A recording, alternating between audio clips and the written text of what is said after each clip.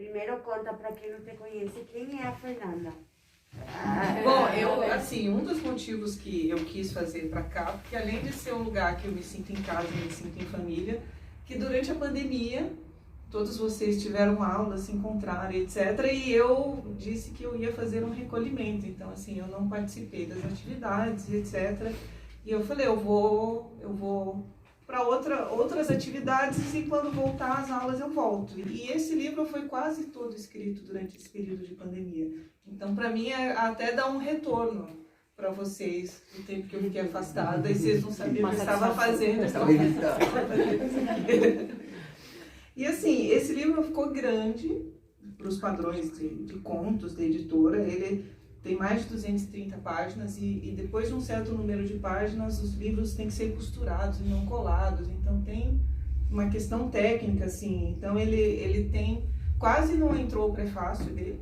Eu tive que acrescentar, assim, de última hora, pedir pelo amor de Deus. Assim, ele não tem dedicatória, não tem agradecimento. Então eu queria falar assim agora, publicamente, que se esse livro tivesse agradecimento, na primeira linha estaria o nome da Marcela.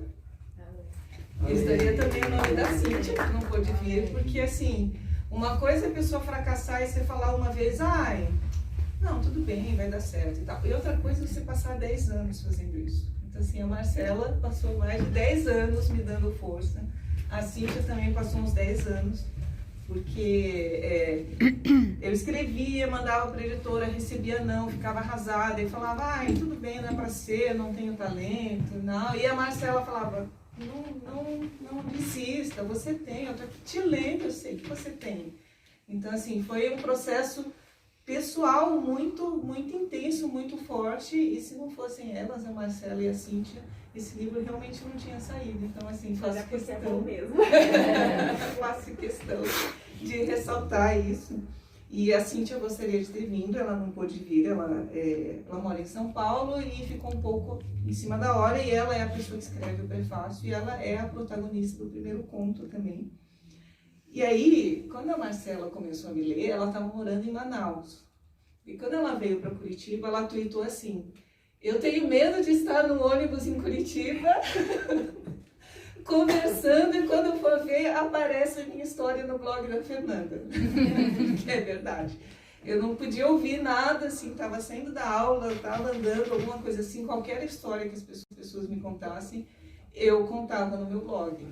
E aí eu fui olhar esse livro e eu falei, cara, essa segunda história, ela é muito isso que a Marcela falou, então eu queria contar para vocês. E eu vi um artigo do Dalton Trevisan, ele falando assim, quando a gente é escritor, a gente se torna uma pessoa horrível. Que uma pessoa vem desabafar com você, ai, porque ela me deixou e tal, e a gente tá, deixou?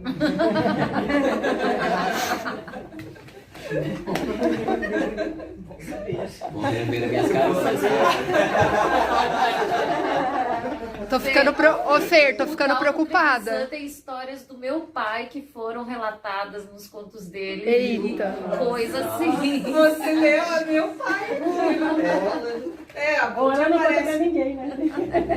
Um bailaor de flamenco chamado Nélio.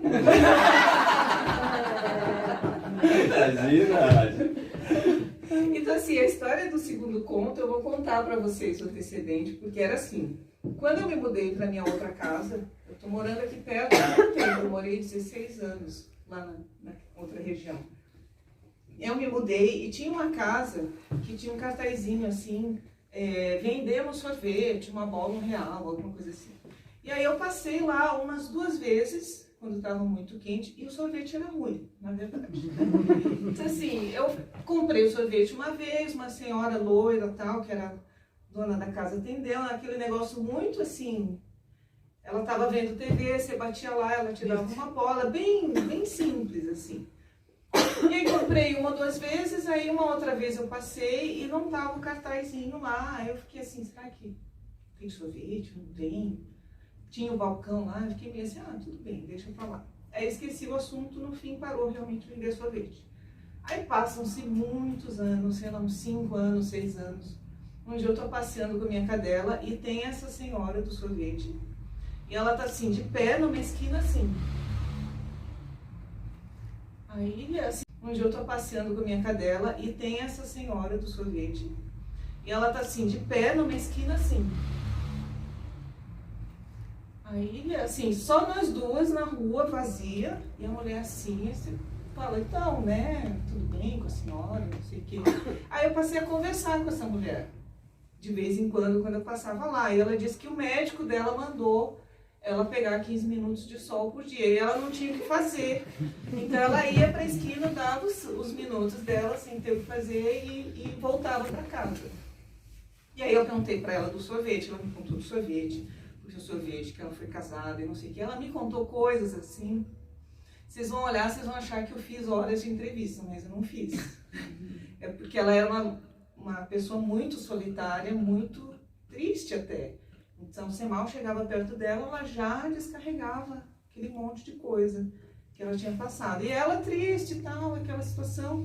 Aí um dia eu estava passeando com o cachorro, encontrei com ela, só que em vez dela estar lá parada triste, ela estava correndo. Aí eu fui ver, ela estava com um cachorrinho, um filhotinho muito fofinho. E aí a mulher estava com um sorrisão assim no rosto. Ela falou, ganhei esse cachorro, olha só, um cachorro de raça. Lindo, eu nem teria dinheiro para comprar esse cachorro, que coisa maravilhosa e tal. E assim, quem deu aquele cachorro para ela vai pro céu. Porque é uma pessoa deprimida e ela ficou super alegre e tal. E assim, então esse segundo conto, que tá aqui, é o segundo, é esta mulher com este cachorro. Então assim, a história começa como se a gente encontrasse com ela e o que essa mulher faria, o que ela deseja, a relação com o marido. Então a gente vai lendo e aí vocês vão descobrir por que vendia sorvete, o que tinha no sorvete, etc. Então assim, é justamente isso que a Marcela falou. Coloquei tudo aqui que eu ouvi ao longo dos anos dessa mulher. Ela sabe? Não. A Melissa, Você não convidou ela, Fer? Você trocou os nomes, pelo menos? eu na verdade eu nem lembro o nome dela, então eu nem teria como falar o nome. Não, é que eu tô ficando um pouco preocupada. Assim. Eu fiquei preocupado com sorvete. Vamos ter que ver Tinha aquele sorvete. Então, assim, eu espero que vocês gostem, tem muita fuxicação, tem assim, e aí tem coisas que são verdadeiras que você vai falar, cara, ela inventou, não é possível uma coisa horrorosa dessa, e não, é verdade, assim como tem buracos na história que eu tive que imaginar, e aí eles não são, então assim, toda ficção tem um pouco de verdade, toda verdade tem um pouco de ficção, e espero que depois vocês me deem o feedback, o que vocês gostaram, o que vocês não gostaram, que... É inédito, só eu e os editores sabemos o que tem aqui dentro, pelo menos por enquanto, né? E a gente pode consultar, assim, pra saber se é verdade ou não é verdade? Essa parte é verdade ou não? Mas quando a gente consultar, isso vai pro blog? Esse é o problema, né? Aí vocês consultam como um termo, assim, de responsabilidade. Não disclosure, né? Não tem conta da sua professora de flamenco, né? Não tem conto de dança aqui. Olha, tá aí, hein? Isso vai... É o próximo livro, gente. Ó, Só que ele vai vir assim.